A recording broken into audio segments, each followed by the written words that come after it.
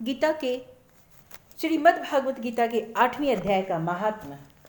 श्रीमन नारायण नारायण हरि हरि, मन्ना नारायण नारायण हरि हरि। भगवान शिव कहते हैं, देवी अब 8वें अध्याय का महात्म सुनो। उसके सुनने से तुम्हें बड़ी प्रसन्नता होगी। लक्ष्मी जी के पूछने पर भगवान विष्णु ने उन्हें इस प्रकार 8वें अध्याय का महात्म बतलाया था। दक्षिण में आमदरपुर नामक एक प्रसिद्ध नगर है। वहां भावशर्मा नामक एक ब्राह्मण रहता था, जिसने वैश्यों को पत्नी बनाकर रखा था। वह मांस खाता, मदिरा पीता, श्रेष्ठ पुरुषों का धन चुराता, पराई स्त्री से व्यभिचार करता और शिकार खेलने में दिलचस्पी रखता था। वह बड़े भयानक स्वभाव का था और मन में बड़े बड़े हौसले रखता था। एक दिन मदिरा पीने वाले समाजों का जुट था। उसमें भावशर्मा ने भरपेट ताड़ी पी, खूब गले तक उसे चढ़ाया। अतः अर्जुन से अत्यंत प्रीत होकर वह पापात्मा कालवश मर गया और बहुत बड़ा ताड़ का वृक्ष हुआ। उसकी घनी और ठंडी छाया का आश्रय लेकर ब्रह्म राक्षस भाव को प्राप्त हुए कोई पति पत्नी वहां रहा करते थे। उनके पूर्वजन्म की घटना इस प्रकार है। एक कुशिबल नामक ब्राह्मण था, जो वेद वेदांग के तत्वों का ज्ञाता, संपूर्ण शास्त्रों के अर्थ का विशेषज्ञ और सदाचारी था। उसकी स्त्री का नाम था कुमति। वह बड़े खोटे विचार की थी। वह ब्राह्मण विद्वान होने पर भी अत्यंत लोभवश अपनी स्त्री के साथ प्रतिदिन भैंस, काल पुरुष और घोड़े आदि बड़े दानों को ग्रहण किया करता था, परंतु दूसरे ब्राह्मणों को दान में मिली हुई कौड़ी भी नहीं देता था। वे ही दोनों पति पत्नी कालवश मृत्यु को प्राप्त होकर ब्रह्म राक्षस हुए। वे भूख और प्यास से पीड़ित हो इस पृथ्वी पर घूमते हुए उसी ताड़ के वृक्ष के पास आए और उसके मूल भाग में विश्राम करने लगे। इसके बाद पत्नी ने पति से पूछा, हे नाथ, हम लोगों का यह महान दुख कैसे दूर होगा तथा इस ब्रह्म राक्षस योनि से किस प्रकार हम दोनों की मुक्ति होगी। तब उस ब्राह्मण ने कहा, ब्रह्म विद्या के उपदेश, अध्यात्म तत्व के विचार और कर्म विधि के ज्ञान बिना किस प्रकार संकट से छुटकारा मिल सकता है। यह सुनकर पत्नी ने पूछा, किम तद ब्रह्म किम ध्यात्मम किम कर्म पुरुषोत्तमम। पुरुषोत्तम वह ब्रह्म क्या है, अध्यात्म क्या है और कर्म कौन सा है। उसकी पत्नी के इतना कहते ही जो आश्चर्य की घटना घटित हुई उसको सुनो। उपर्युक्त वाक्य गीता के 8वें अध्याय का आधा श्लोक था। उसके श्रवण से वह वृक्ष उस समय ताड़ के रूप को त्याग कर भावशर्मा नामक ब्राह्मण हो गया।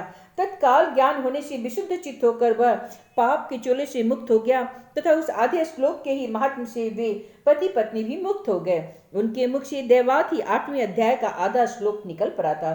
तदंतर आकाश से एक दिव्य विमान आया और वे दोनों पति पत्नी उस विमान पर आरूढ़ होकर स्वर्गलोक को चले गए। वहां का यह सारा वृत्तांत अत्यंत आश्चर्यजनक था। उसके बाद उस बुद्धिमान ब्राह्मण भावशर्मा ने आदर पूर्वक उस आधे श्लोक को लिखा और देवदेव जनार्दन की आराधना करने की इच्छा से वह मुक्तिदायिनी काशीपुरी में चला गया।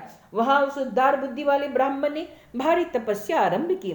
उसी समय क्षीर सागर की कन्या भगवती लक्ष्मी ने हाथ जोड़कर देवताओं के भी देवता जगतपति जनार्दन से पूछा, हे नाथ, आप सहसा नींद त्याग कर क्यों खड़े हो गए। श्री भगवान बोले, देवी, काशीपुरी में भागीरथी के तट पर बुद्धिमान ब्राह्मण भावशर्मा मेरे भक्ति रस से परिपूर्ण होकर अत्यंत कठोर तपस्या कर रहा है। वह अपने इंद्रियों को वश में करके गीता के 8वें अध्याय के आधे श्लोक का जप करता है। मैं उसकी तपस्या से बहुत संतुष्ट हूँ। बहुत देर से उसकी तपस्या के अनुरूप फल का विचार कर रहा हूँ। हे प्रिय, इस समय वह फल देने के लिए मैं उत्कंठित हूँ। पार्वती जी ने पूछा, भगवान श्री हरि सदा प्रसन्न होने पर भी जिसके लिए चिंतित हो उठे थे, उस भगवत भक्त भावशर्मा ने कौन सा फल प्राप्त किया। श्री महादेव जी बोले, देवी, दुष्श्रेष्ठ भावशर्मा प्रसन्न हुए भगवान विष्णु के प्रसाद को पाकर आत्यंतिक सुख मोक्ष को प्राप्त हुए तथा उसके अन्य वंशज भी जो नरक यातना में पड़े थे उसी के शुद्ध कर्म से भगवत धाम को प्राप्त हुई। हे पार्वती, यह 8वें अध्याय का महात्म थोड़े में ही तुम्हें बताया गया है। इस पर सदा विचार करते रहना चाहिए। नारायण नारायण हरि हरि, भजमन नारायण नारायण हरि हरि। श्री परमात्मने नमः। अथाष्टमो अध्याय अर्जुनवध। किम तद्ब्रह्म किम ध्यात्मम किम कर्म पुरुषोत्तमम, अधिभूतं च किम प्रोक्तमधिदैवं किमुच्यते, अधियज्ञ कथं कोऽन् देहि अस्मिन् मधुसूदन, प्रयाण काले च कथं ज्ञेयोऽसि नितात्मवि। श्री भगवान अक्षरं ब्रह्मम् स्वभावो अध्यात्मुच्यते भूत भावोद्भव भव करो विसर्ग कर्म संगीत अधिभूतं क्षरो भाव पुरुषश्चाधिदैवतम् अधियज्ञो अहमेवात्र देहे देविता भेतांबर अंतकाले च मामेव स्मरण मुक्त्वा कलेवरं य प्रयाति शस्मद्भावं याति नास्ति यत्र संशय यम यम वापि स्मरण भावं त्यज्यत्यन्ते कल्यन्ते कलेवरं तं तमेवेति कौन्तेय सदा तद्भाव भावित तस्मात् सर्वेषु कालेषु मामनुस्मर च मयि प्रीत मनोबुद्धि मार्मेव संशयम् अभ्यास योग युक्तेन चेतसा नान्यगामिना परमं पुरुषं दिव्यं याति पार्थानुचिन्तयन् कविं पुराणमनुशासिता रम्नोरन्यासं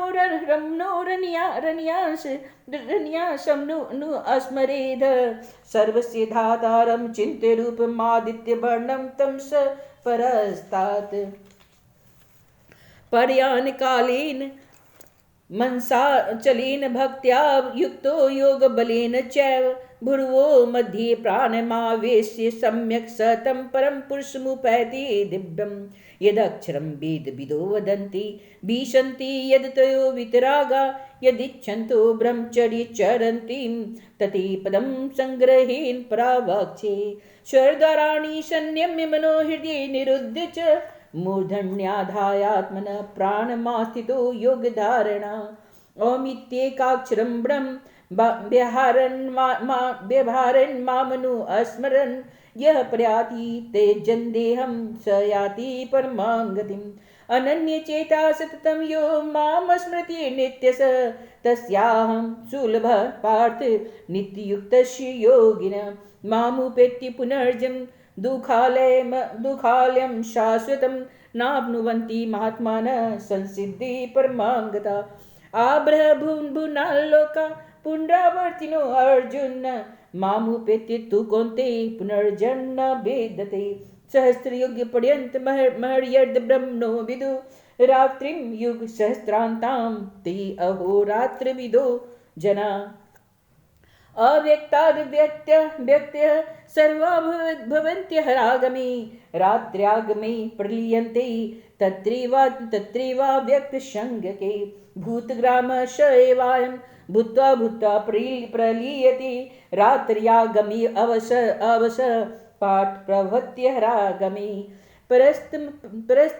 परस्तस्मास्तु भावो अन्यो अव्यक्तो व्यक्ता सनातन यः स सर्वेषु भूतेषु नश्यत्सु न विनश्यति अव्यक्तो अक्षर इति युक्तस्तमाहु परमां गतिं यं प्राप्य न निवर्तन्ते तद्धाम परमं पुरुष सः परः पार्थ भक्त्या लभ्य अस्तवनन्यया यस्यान्तः अस्थानि भूतानि येन शरमिदं ततं यत्र काले तो नावृत्ति मावृत्तिं च योगिनः प्रयाता यान्ति तं कालं वक्ष्यामि भरतर्षभ अग्निज्योतिरः शुक्ल सन्मासा उत्तरायणं तत्र प्रयाता गच्छन्ति ब्रह्मविदो जना ध्रुवो रात्रिः सदा कृष्ण सन्मासा दक्षिणायनं तत्र चान्द्रमसं ज्योतिर्योगिं प्राप्य निवर्तते शुक्लकृष्णे गतिहेति जगतः शाश्वते मते एकया याति यनावृत्तिं मन्यया वर्तते पुनः नेते श्रुति पार्थ जान्यन्योनि मुहति कश्चन तस्मात् सर्वेषु कालेषु योगयुक्तो भावार्जुन वेदेषु यज्ञेषु तपसु च दानेषु यत् पुण्यफलं परदिष्टम् अत्येति तत्शर्मिदं विदित्वा योगी ब्रह्मस्थानमुपैति चादम् ॐ तत्सदिति श्रीमद्भगवद्गीता उपनिषत्सु ब्रह्मविद्यायां योगशास्त्रे श्रीकृष्णार्जुन संवादे अक्षर ब्रह्मयोगो नामाष्टमो अध्याय। 8वां अध्याय। अर्थ में श्री परमात्मा नमः।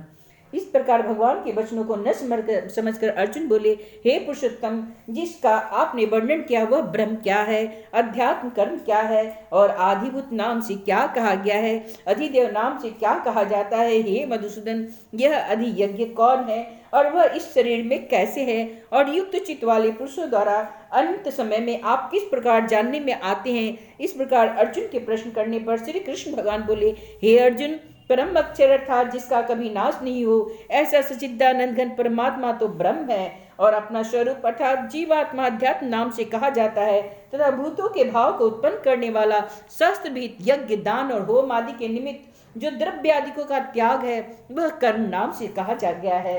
उत्पत्ति विनाश धर्म वाले सब पदार्थ अधिभूत है और हिरण्यगर्भ पुरुष आदि देव है। और हे भेदारियों में श्रेष्ठ अर्जुन, इस शरीर में मैं वासुदेव ही विष्णु रूप से अधियज्ञ हूँ, और जो पुरुष अंत काल में मेरे को ही स्मरण करता हुआ शरीर को त्याग कर जाता है वह मेरे साक्षात स्वरूप को प्राप्त होता है, इसमें कुछ भी संशय नहीं। कारण कि हे कुंती पुत्र अर्जुन, वह मनुष्य अंत काल में जिस भी भाव को स्मरण करता हुआ शरीर को त्यागता है उस भाव को ही प्राप्त होता है, परंतु सदा उसी भाव को चिंतन करता हुआ, क्योंकि सदा जिस भाव का चिंतन करता है अंत काल में भी प्रायः उसी का स्मरण होता है। इसलिए हे अर्जुन, तू सब समय में निरंतर मेरा स्मरण कर और युद्ध भी कर। इस प्रकार मेरे से अर्पण किए हुए मन बुद्धि से युक्त हुआ निस्संदेह मेरे को ही प्राप्त होगा। हे पार्थ, यह नियम है कि परमेश्वर के ध्यान के अभ्यास रूप योग से युक्त अन्य तरफ न जाने वाले चित्त से निरंतर चिंतन करता हुआ पुरुष परम प्रकाश रूप दिव्य पुरुष को अर्थात परमेश्वर को ही प्राप्त होता है।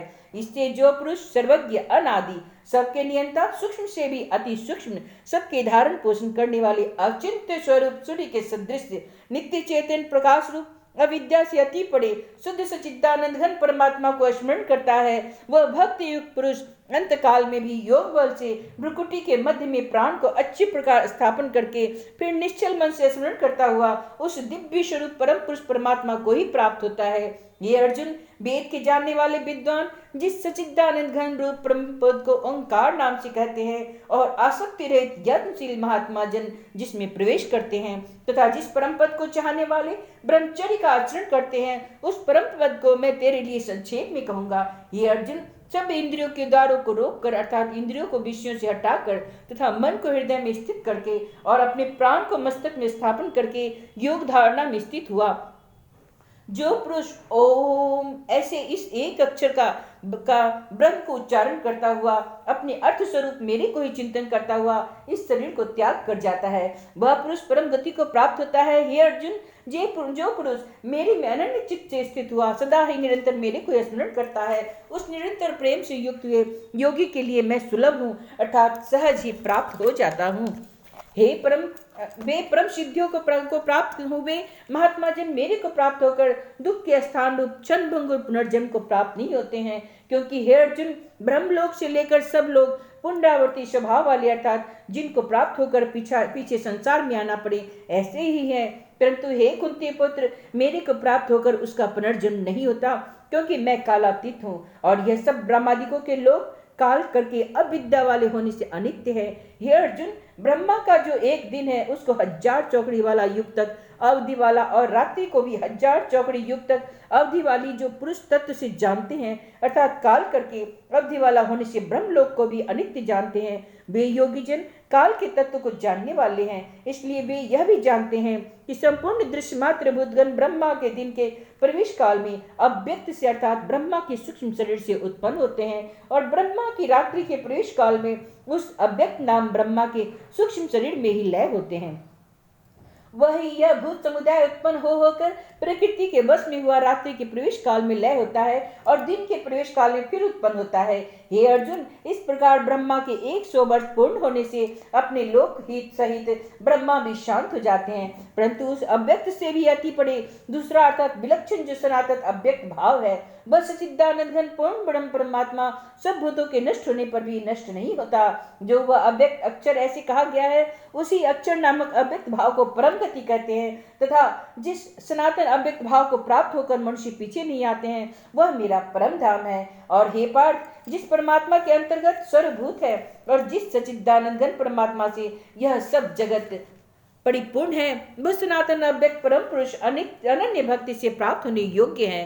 और हे अर्जुन, जिस काल में शरीर त्याग कर गए हुए योगी जन पीछे न आने वाली गति को और पीछे आने वाली गति को भी प्राप्त होते हैं, उस काल को मैं अर्थात मार्ग ही कहूंगा। उन दो प्रकार के मार्गों में, जिस मार्ग में ज्योतिर्मय अग्नि अभिमानी देवता है और दिन का अभिमानी देवता है तथा शुक्ल पक्ष का अभिमानी देवता है और उत्तरायण के 6 महीनों का अभिमानी देवता है, उस मार्ग में मर के गए हुए ब्रह्म बेता और परमेश्वर की उपासना से परमेश्वर को परोक्ष भाव से जानने वाले योगी जन उपरोक्त देवताओं द्वारा कर्म से ले गए हुए उस ब्रह्म को प्राप्त होते हैं। जिस मार्ग में धुमा अभिमानी देवता है और रात्रि अभिमानी देवता है तथा कृष्ण पक्ष का अभिमानी देवता है और दक्षिणायन के 6 महीनों का अभिमानी देवता है, उस मार्ग से मर के गया हुआ सकाम कर्मयोगी उपरोक्त देवताओं द्वारा क्रम से ले गया हुआ कर्म फल भोग कर क्रम से ले गया हुआ चंद्रमा की ज्योति को प्राप्त होकर स्वर्ग में अपने शुभ कर्मों का फल होकर पीछे आता है।